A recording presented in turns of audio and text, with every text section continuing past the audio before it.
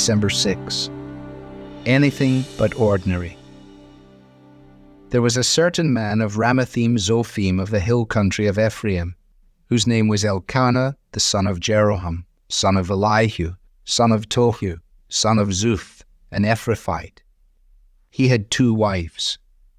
The name of the one was Hannah, and the name of the other Peninnah. And Peninnah had children, but Hannah had no children.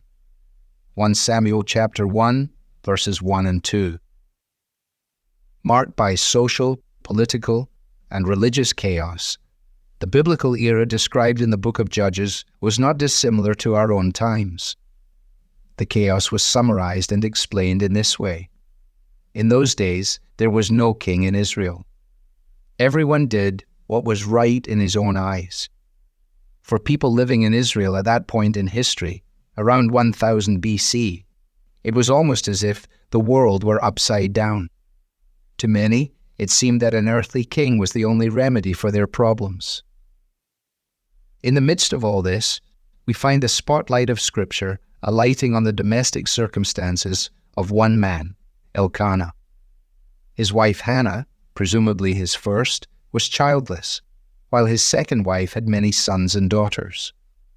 Since God had promised that Abram's family Israel would grow to be countless, and that it would be through a child born in Israel that he would bless the world, childlessness was more than a matter of personal sadness. It meant being unable to be a part of the way God was keeping his promises to his people. Small wonder, then, that Hannah was hopeless and helpless. The simple statement that Hannah had no children describes a life of deep anguish.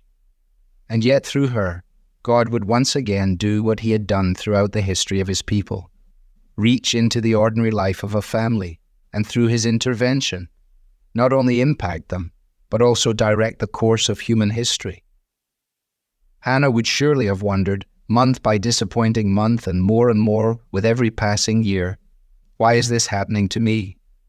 She could not have known that in the withholding, and then in the giving of a child, God was doing something that would not only answer her own need, but would begin to address Israel's need.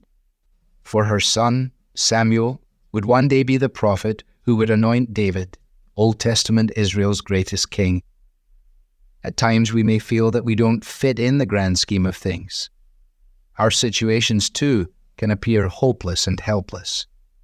We too wonder, why is this happening to me? But as with Hannah, the answer to our question may be in neither the this or the me. The ways of God are vast and beyond our ability to comprehend.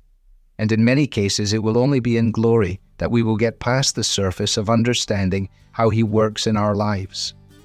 For now, the story of Hannah reminds us that we can trust God to be at work, to keep his promises, and to reach into the ordinariness of life and intervene in ways that are beyond imagination.